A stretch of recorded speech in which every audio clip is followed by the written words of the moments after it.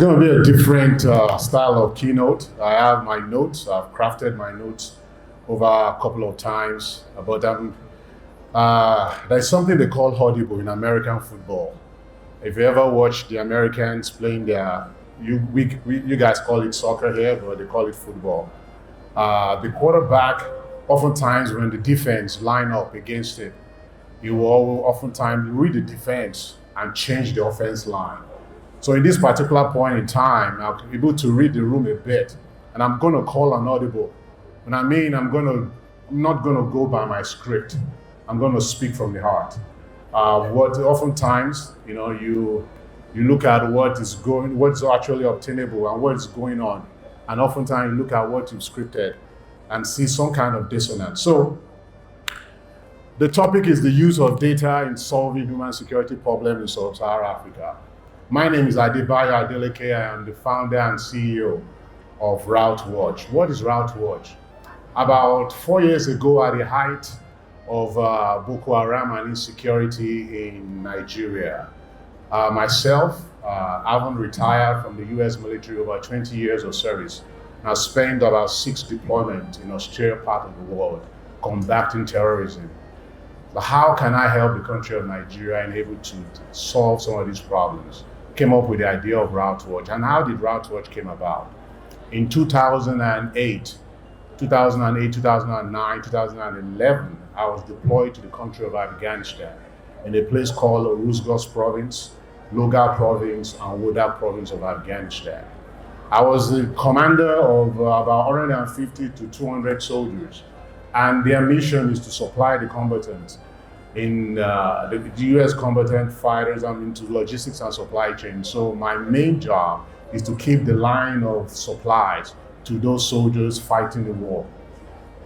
The roads are embedded with IEDs, different kind of IEDs, Dixie chains, pressure plates, remote control IEDs. We have to move tonnages of bullets, food. We have to sustain the fight in the mountains. Yet I am the lifeline between the soldiers and them getting home every day. But yet I have to move in a way and in a manner at which I have to keep my soldiers alive as well. So I'm trying to keep those guys in the mountains alive, and yet I have to be there. And what do I rely on? I rely on the use of data. Data has never come in such a time and in such a place and such a manner at which it's being used. Every night before a convoy operation, I have to look at the data, what has happened in the last 24, 48, 96, up to 2-3 months.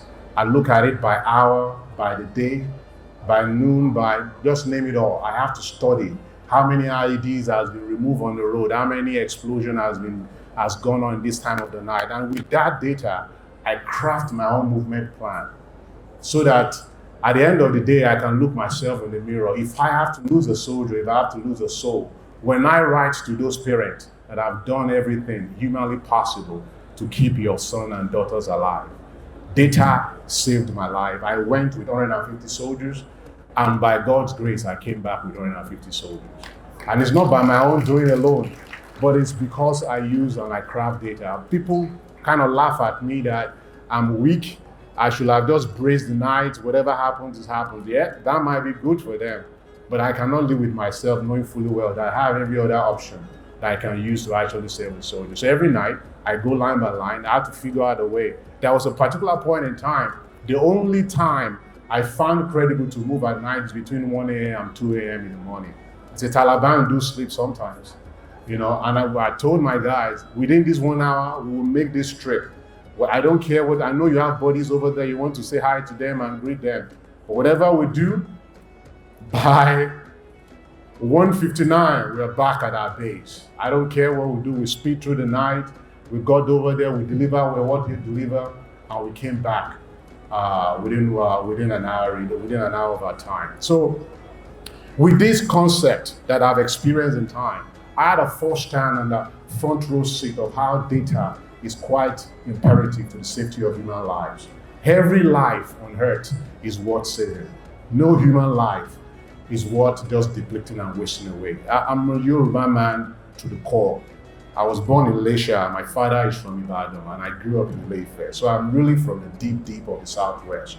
And I know, for example, I mean, from my own bringing, when there's a birth of a child, it's such a joyous moment. Because for a woman that has given back to a baby, you understand that the process and the moment of giving back to a child is such a monumental and it's such a delicate point in time that when you give back to that baby, it's such a relief. And that's why Yoruba always says, "Eku owo loni, ayo abara tinte." It's such a very wonderful moment that even after 7 days or 8 days or whatever, I don't even know, you have a naming ceremony, right? Yet you have to nurture that child to grow to an older, to become an older person and whatnot. But all of a sudden, because of somebody's lack of insight or not planning or whatnot, you just lose that life. It just doesn't make sense. We cherish and we celebrate such life at the beginning, and yet at the process of bringing such life to adulthood, we just waste it for one thing or the other. So I brought these kind of ideas together to Routewatche that we can actually find a way by helping our law enforcement, our security architecture, by providing data in such a way and in such a manner that even if every Nigerian does not have the ability to get police escort, to get, is it the NDCC guys to escort you, but you have the data at your disposal at an app in such a way that it will tell you exactly what is going on in real time, what is around you, what has happened before you.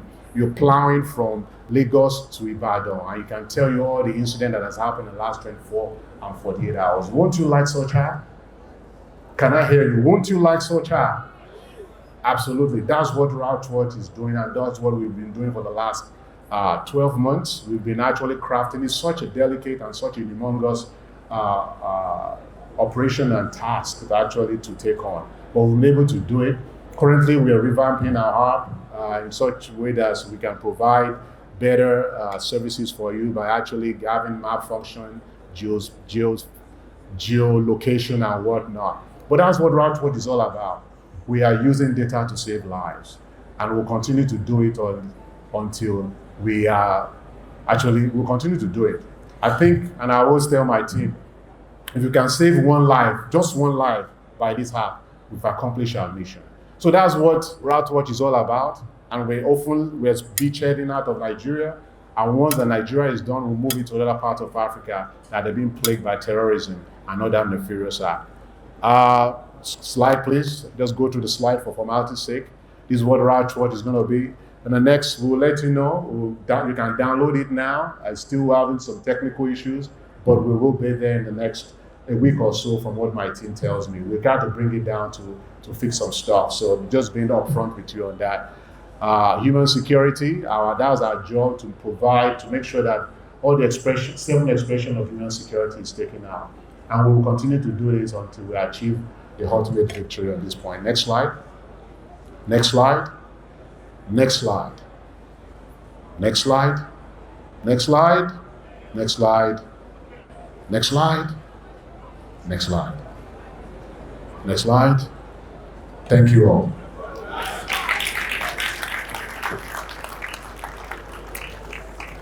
Thank you, sir. Yes, sir.